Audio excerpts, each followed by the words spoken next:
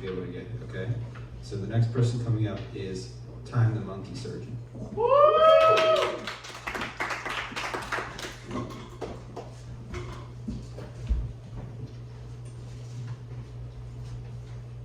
Yeah.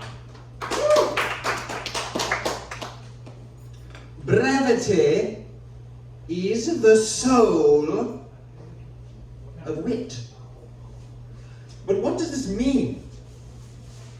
For a clue, let us turn to the wise words of our great national poet, Ben Jonson, who once wrote on the matter that brevity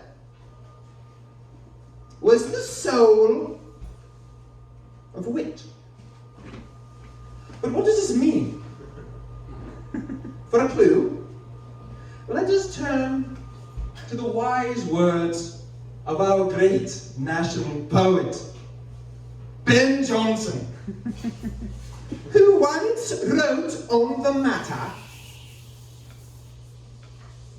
that brevity was the soul of wit. But what does this mean? For a clue, let us turn to the wise words of our great national poet, Ben Jonson, who once wrote on the matter that brevity was the soul of wit.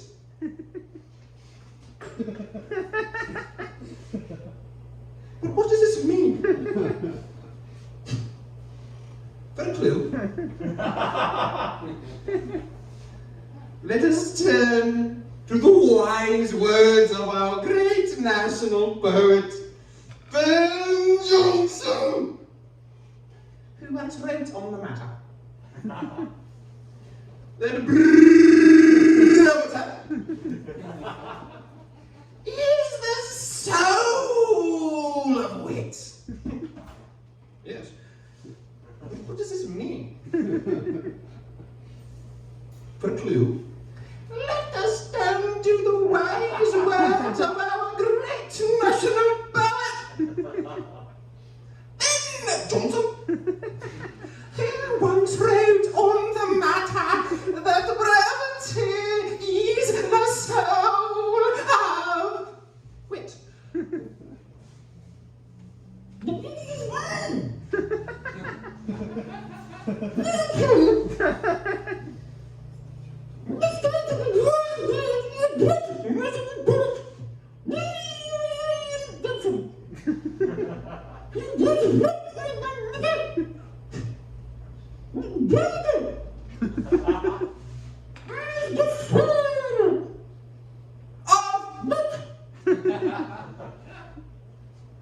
But what does this mean?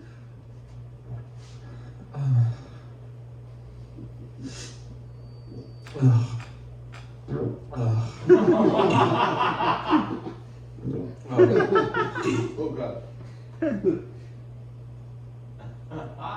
So like meditation's like a big thing nowadays, and like everyone's meditating, getting really enlightened and stuff. Everyone's feeling zenned out, serene, kind of healing old traumas, getting to a place where they no longer need to rely on the old crutches of benighted past, football, baseball, soccer, all the old crutches.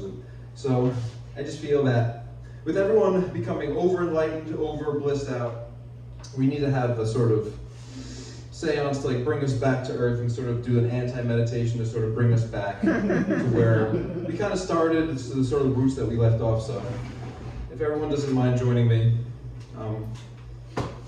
your focus, just focus on this a little bit and you'll feel a little bit more balanced in your life going forward. Just take a really shallow breath with me. Just a really stunted, hiccuping breath. Feel the foulness of the air. The decrepitude of your lungs. Smoke. You smoked before. It's not going away that you did it. It's not going anywhere. You'll never be able to be someone who's never smoked. It's always going to be there. Wow, I feel how shallow that breath is. Okay. Just get very out of touch with your body. Just lose all contact with your body for a second with me. Just any sensations you might have of your feet on the floor, your skin, you're touching your clothes, just ignore those. Anything that places you in the present, just completely abandon that. Just see if you can find some nugget of anxiety and just dwell there.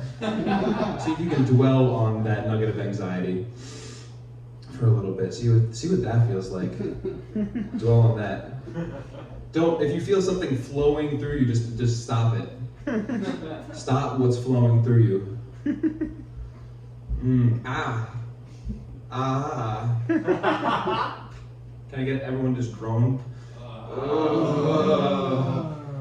little bit more of like a anguished shudder at the end. I hate that.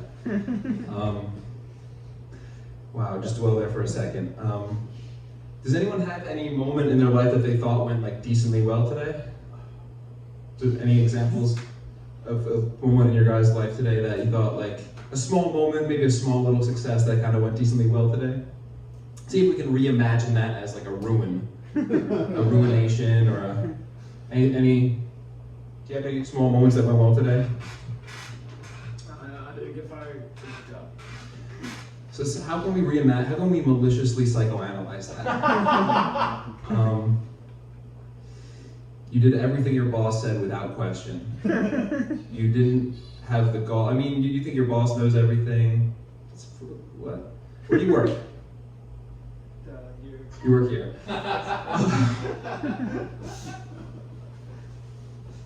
Not like for the restaurant, but I just work literally here. What does that mean? He comes in here to work. You come. Oh, okay. You come in here to work. What's your job? Software developer. Just dwell on that for a little bit. Just see if you can see. So there's a lot of times in our life we think we kind of just been moving upwards, but really we've been leaving a pageant of ruin behind us. See if you can just see, and every slight error you've made today, think, oh, that's just a little error I made. Everyone makes errors. But actually what that is a symptom of a syndrome that you just don't get it at all. And that's everyone here. We all just don't get it. We all kind of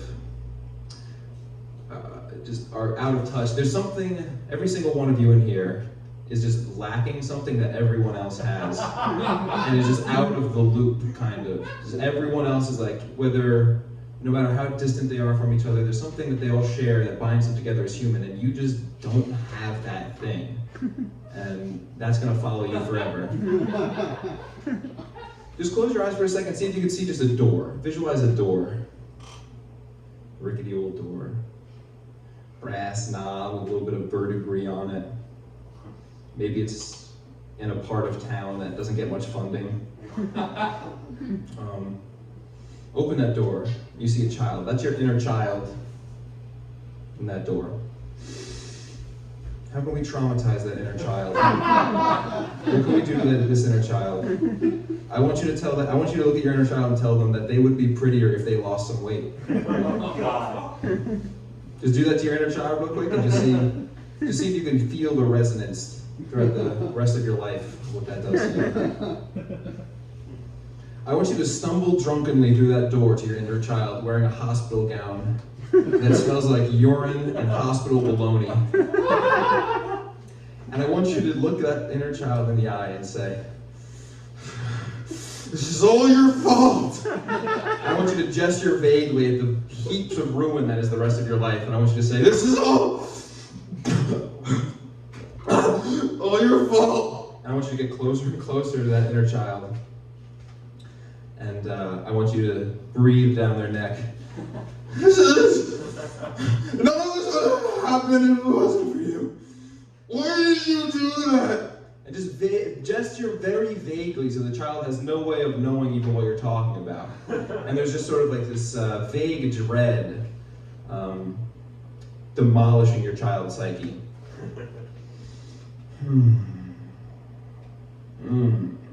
Just, we'll do one more groan. before we wrap up, just to bring us out of that enlightened state that I know you guys all dwell in. Just one more groan. I can't even get it out, honestly.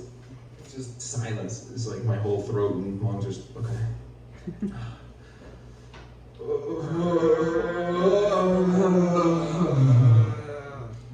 Like the ghost of your mother is pointing her ghostly finger at you through a veil of ghosts. And she's saying, why did you do that to me? You don't know what she's talking about, but you know that you can never fix it. Just one more groan.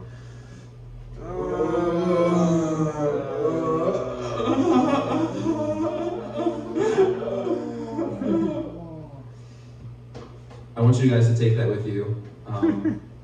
This doesn't have to be something that ends here. You can take this with you for the rest of your lives, anywhere you go. So, thank you for participating. Hey, be the scientist.